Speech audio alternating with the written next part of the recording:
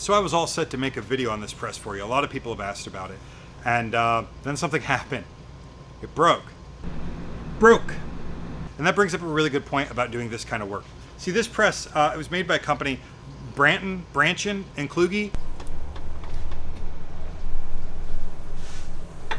Branchin and Kluge. And they still make presses. They make presses for die cutting. They make presses for foiling. They look a lot like this press. Very similar form factor. They feed paper the same way. And some of the really small parts are interchangeable. The suckers are interchangeable. The hoses, I think, are still the same size. There's some parts that are pretty easy to get. But other parts, the only way to get them is to pull them off another press. And that press is likely damaged in the same way this one is. I saw that the part that's broken here has been repaired before. It was brazed. You know, this is cast iron. You can't repair it the same way you can steel or aluminum. And so I'm not quite sure what I'm going to do yet. I know this has slowed me down tremendously. I was planning on doing some other things while this press fed some paper today, and I haven't been able to do that.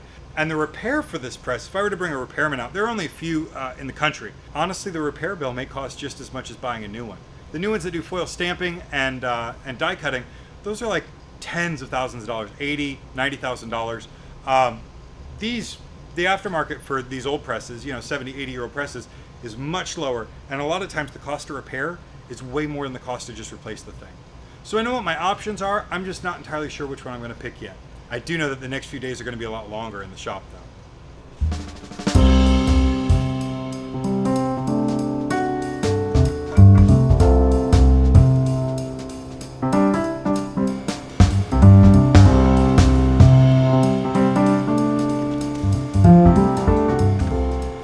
Normally I'd set these up so that you could just push both edges into the corner and it's aligned. But this is pretty tight register and I didn't set it up right in the press.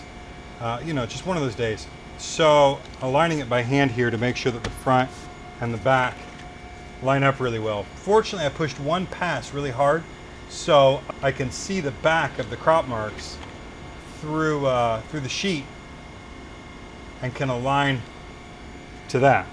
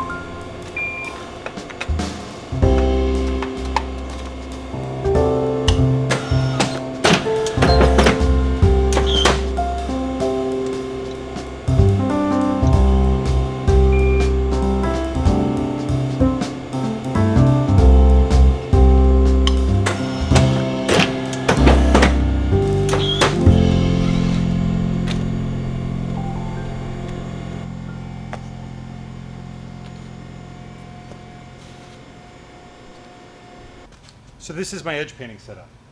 I try not to be too greedy in how many I do at once. If you do that, that's when, well, first of all, when a mistake can cost you a lot. If I'm only doing 100 at a time or 50 at a time, one mistake can be corrected and I don't lose a ton of cards. If I try to do more than that, then if I make a mistake, then I'm losing all those cards. Also, I have misplaced one of my clamping blocks, so I'm using this this embossing die instead for now. It works pretty well. It's just the right size. So just try to get them all lined up in there before I clamp them. Anytime they're not lined up, the cards on either side of that kind of fault get lost. They're trash. They're junk. So we try to minimize that as much as possible before we clamp them. Ah!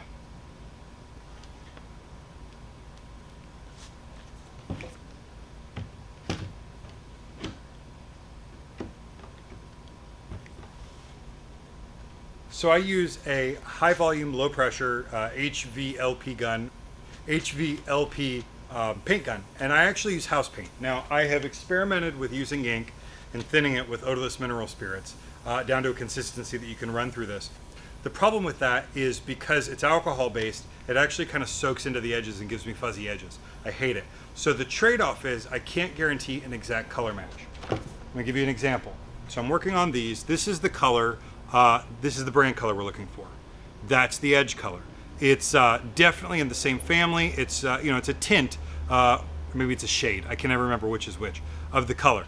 The thing about it is, the only person who will ever see this in a block that big is the client.